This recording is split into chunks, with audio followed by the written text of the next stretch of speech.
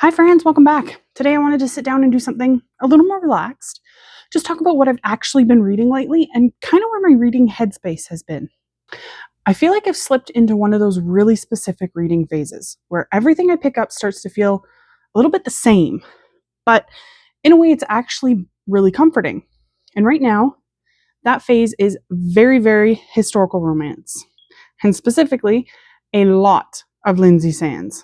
I just finished working my way through Lynsay Sands Highland Brides series. Again, one of my comfort reads. I just keep reaching for the next book without even thinking about it. It's one of those series where I finish a book and instead of wondering what I'm going to read next, I automatically pick up the next one. There's something really easy about the way these stories flow. They're funny, a little chaotic in the best way, and still give you that really satisfying, slow building romance.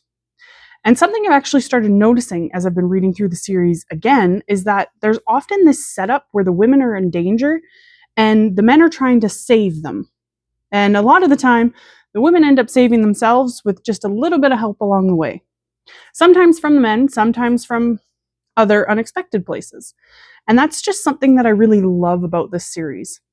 While, yes, I seen that the first time I read it through, it's always something new that you notice every time you read through it again. And I've really been enjoying that dynamic more than I expected. And it makes the stories feel a little more layered while still keeping that comfort read energy. And it just fits perfectly into that kind of reading mood I'm in right now. And I think that is part of why this phase has been hitting so well, is because I've also kind of reignited my love for Tessa Dare as well. I picked one of her books back up and it just reminded me how much I genuinely love historical romance as a whole. There's something about her writing, the banter, the humor, the way the romance builds, that just pulled me right back into that world.